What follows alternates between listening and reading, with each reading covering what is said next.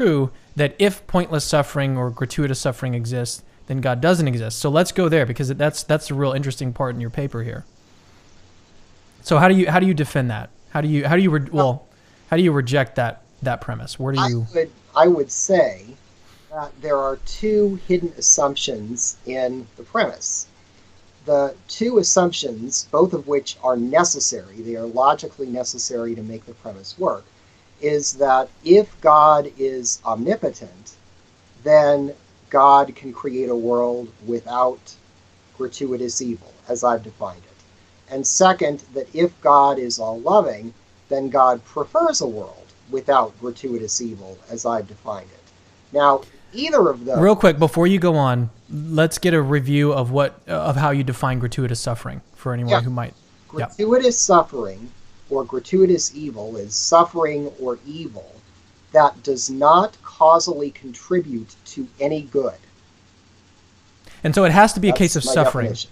Yeah, so it has to be a case of suffering, right? It can't just be like the number 2 doesn't contribute to some overall good. So that's not a case of gratuitous suffering. It has to be a case of suffering that doesn't contribute to an overall good, right? Yeah, in other words, think of the counterfactual. If the gratuitous evil were not there, then even though there might be a good that comes about, that same good would have come about without it. In other words, the gratuitous evil is not part of the causal chain necessary to get whatever good happens afterwards. Okay. Yeah, that's really clear to me. So I hope everyone else is okay here. So continue where you were going. Yeah, so I would say that you need both of those sub assumptions to be necessarily true. And so I start with the first. Is it true that if God is omnipotent, then God can create a world without gratuitous evil? And I start with natural evil because I think most people perceive it as tougher. I actually perceive it as easier for this very reason. I think of evil the way Augustine does, as a privatio boni, that is, a lack of good. Now, I think that God, by definition, as necessary being rather than as contingent being, is the only entity who has the quality of what I call intrinsic perfection.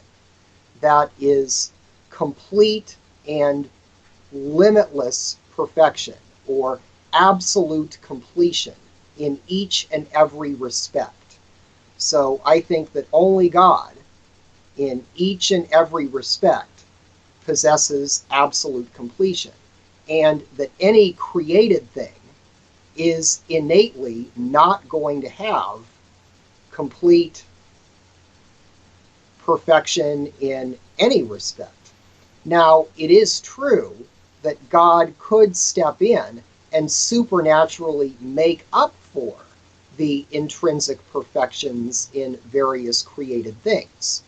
So, to take an example, think of my desk on which the computer is sitting right now in my office. Now, this desk does not intrinsically possess the quality of luminescence. It doesn't automatically give off light. However, when I turn the light on in my office, then it does, though not in and of itself, possess luminescence. Namely, it lights up, light shines off of it.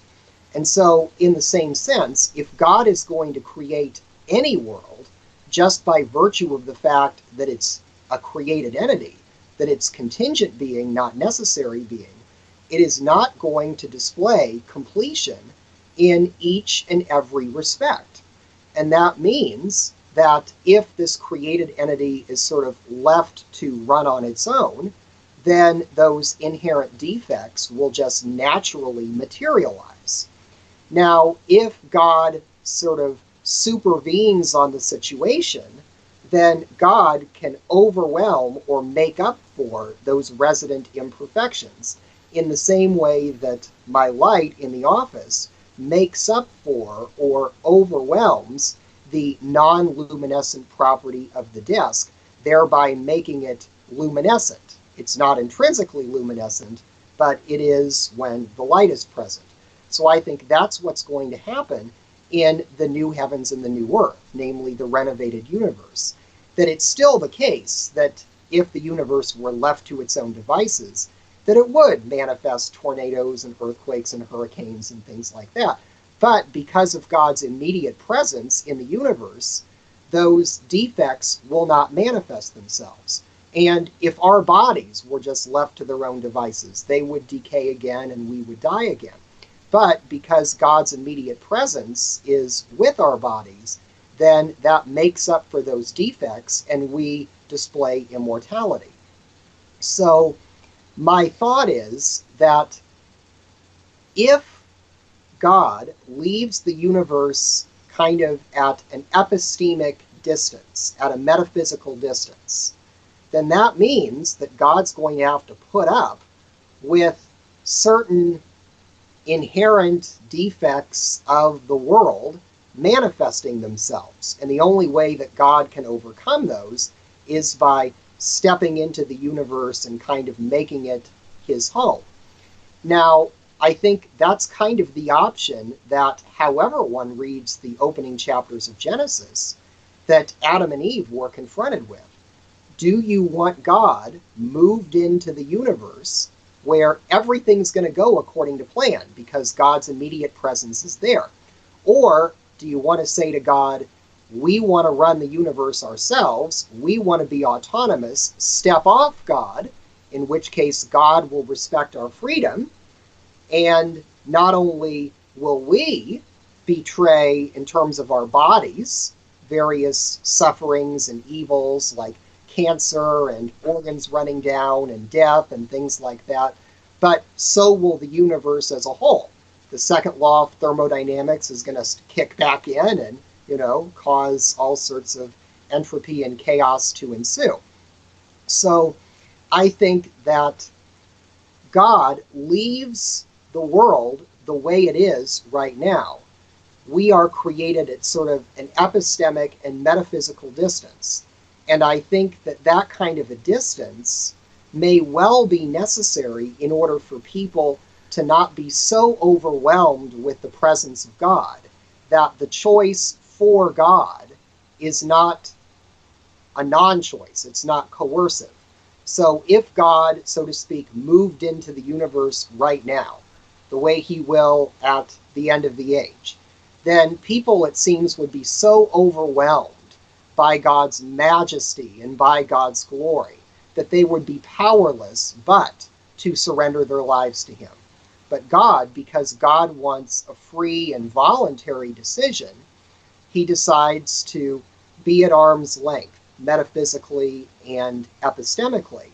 But by leaving himself at arm's length, that means that it's not just the moral evil that we can do, that we have libertarian freedom and therefore moral evil is possible, but it's that our bodies will decay and all these bad things will happen to us, cancer and so on, and that the universe will decay and betray the problems it has.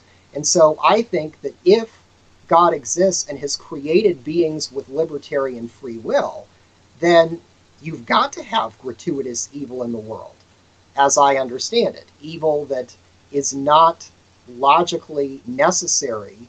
It doesn't logically contribute or cause any good to come about. So that's basically the structure of the argument. And then when I talk about moral evil, I simply basically use Plantinga's free will defense, saying that human beings are endowed because they're created in the image of God. Part of being in the image of God is that God has libertarian freedom. God can choose between the alternatives. There's no power in heaven or on earth that can compel God to do anything. And I would say similarly with human beings, that we, in terms of being libertarian free agents, are sort of unmoved movers in the sense that there's no power in heaven or on earth that can compel us to do as we do. And so that means that we have the ability to do anything on the moral spectrum, from absolute evil to absolute good and anywhere in between. And if we truly are made in the image of God, then that immediately gives rise to the possibility of gratuitous moral evil.